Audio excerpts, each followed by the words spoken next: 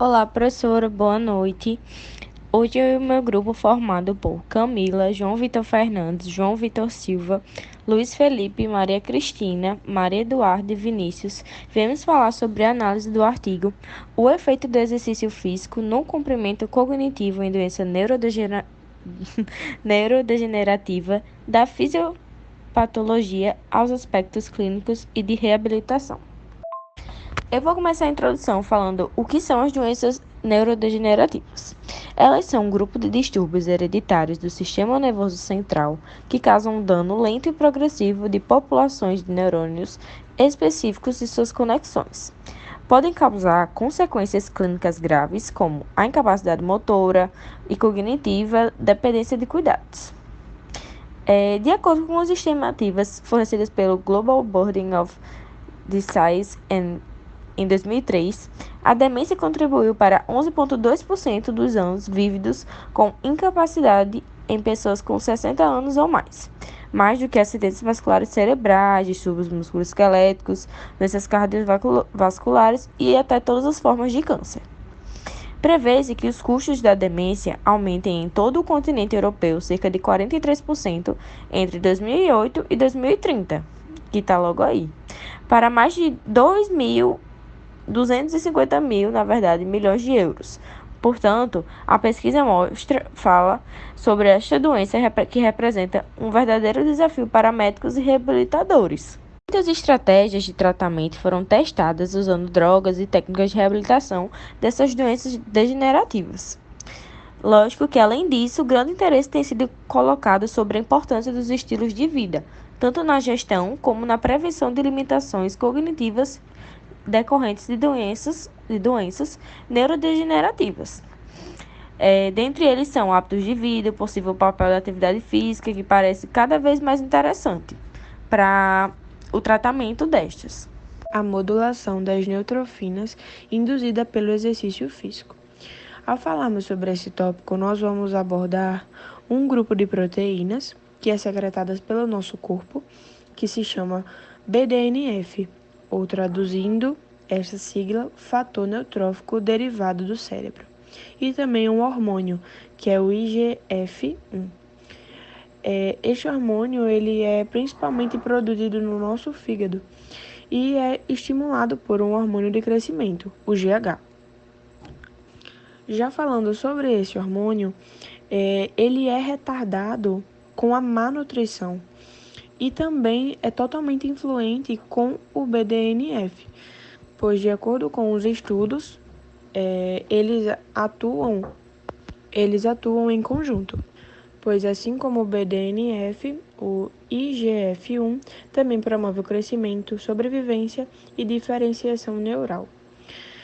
Sabendo que a sua concentração no sangue parece aumentar em adultos mais velhos após 6 meses de níveis moderados a altos de exercício resistido.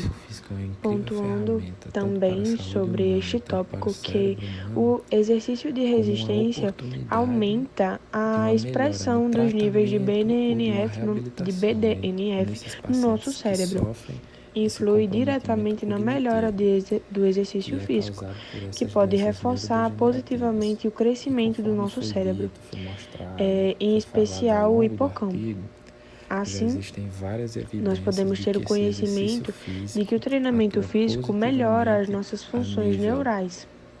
De acordo também com os estudos, nós podemos ressaltar que, de acordo com a meia-idade, estes níveis de BDNF eles vão diminuindo e diminuem bem mais com a diminuição ou então até mesmo a falta de exercício resistido.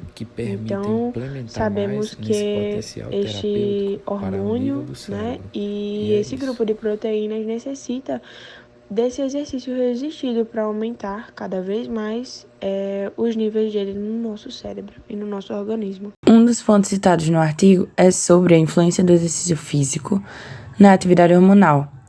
O exercício físico, ele pode afetar a atividade hormonal e ele também pode ter um impacto em doenças neurodegenerativas. Outro ponto a ser citado é sobre a microglia. e seu papel na inflamação cerebral. Ela é uma célula imune do sistema nervoso central que desempenha um papel essencial na resposta inflamatória do cérebro.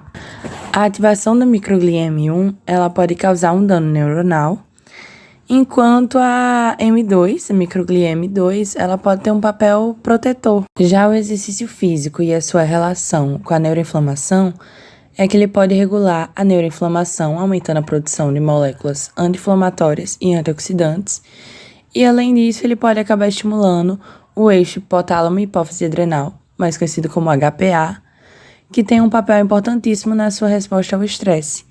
A modulação da neuroinflamação e do eixo HPA podem gerar implicações terapêuticas neurodegenerativas, como a doença do Alzheimer e a doença de Parkinson, citadas no artigo também. E o estudo Lanfranco foi um estudo citado no artigo, que mostrou que o exercício físico ele é um estímulo fisiológico potente no eixo HPA, levando a uma hipersecreção de hormônios como o CRH e o ACTH, resultando em um aumento da secreção basal de cortisol adrenal.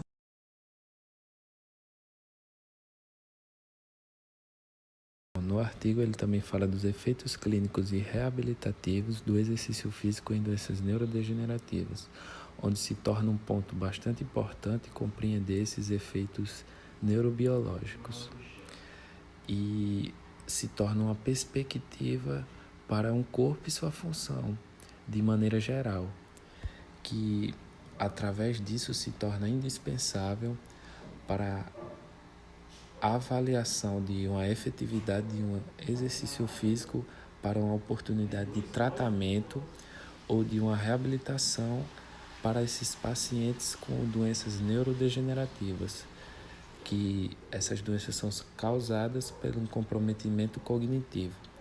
E no artigo ele vai falar das duas principais doenças que estão no topo da lista das doenças neurodegenerativas, que no caso seriam essas doenças, as doenças de Parkinson e de Alzheimer. O Alzheimer é uma doença neurodegenerativa, certo?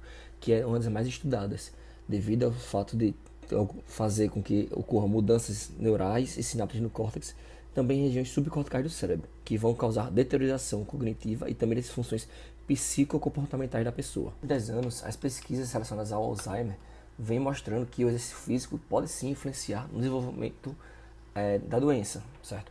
Uma vez que ela vai retardar o avanço da doença devido principalmente ao aumento do fluxo sanguíneo geral do corpo e, consequentemente, também o fluxo sanguíneo no cérebro, tendo como principais influências a angiogênese, a neurogênese, certo? Que é a formação de novos neurônios, a sinaptogênese, que é por causa desse movimento que vai ocorrer na atividade física, vai criar novas sinapses, e também a maior síntese de neurotransmissores, que vai aumentar a concentração deles no corpo, influenciando assim a recepção deles pelas células. Tem muitas comprovações da influência do exercício físico como prevenção do mal de Alzheimer. Um deles são os estudos feitos por Norton, que na Europa foi comprovado que cerca de 20,3% dos casos de Alzheimer são atribuídos pela inatividade física, ou seja, pelo sedentarismo. Já Larson mostrou que a incidência do mal de Alzheimer vai aumentar nas pessoas que têm uma frequência de atividade física menor do que 3 vezes por semana. O físico não é somente um meio de prevenção, mas também um meio de retardo do mal de Alzheimer em pessoas que já têm sinais dele. Holland mostrou que a melhoria dos sintomas típicos da doença em seus estudos. E Venturelli mostrou que o exercício físico, após algumas semanas, vai desacelerar a progressão dos sintomas já existentes e também vai influenciar na melhora do desempenho das atividades físicas diárias da pessoa. Vou falar um pouco agora sobre o exercício físico em meio à doença de Parkinson. Bem, o que é a doença de Parkinson? Basicamente, é uma doença neurodegenerativa progressiva, que tem por características um tremor, a rigidez, a instabilidade postural também. Pode ser apresentado também, do ponto de vista clínico, em meio a essa doença, 3 divisões de demência, que também são agravantes dessa doença. É a demência leve, uma moderada e grave. onde 25 a 30% dos casos de doença de Parkinson são considerados graves. Entrando em meio aos exercícios diretamente relacionados à doença de Parkinson, foi abordado no estudo que eles têm um papel de prevenção à doença. Além de que, quando ele é associado a exercícios terapêuticos diretamente voltado para a reabilitação desse paciente, se tem o estímulo da neuroplasticidade. Além disso, foi abordado 2 estudos no artigo que comprovaram a importância do exercício físico em relação a essa doença. Um estudo foi uma amostra de 200 mil participantes, onde foi apontado que a atividade física entre 15 a 39 anos de idade foi um fator crucial para que eles não fossem expostos a terem essa doença de Parkinson futuramente. Um segundo estudo que foi abordado também no artigo afirma que a atividade física, quando é moderada a vigorosa, diminui consideravelmente o risco de desenvolver comprometimentos cognitivos na própria doença de Parkinson. Para acrescentar ainda mais nas informações desses estudos, foram citados exemplos de atividades físicas em que elas influenciam na doença, no paciente em si. Uma primeira atividade foi o treinamento aeróbico, mais especificamente o ciclismo.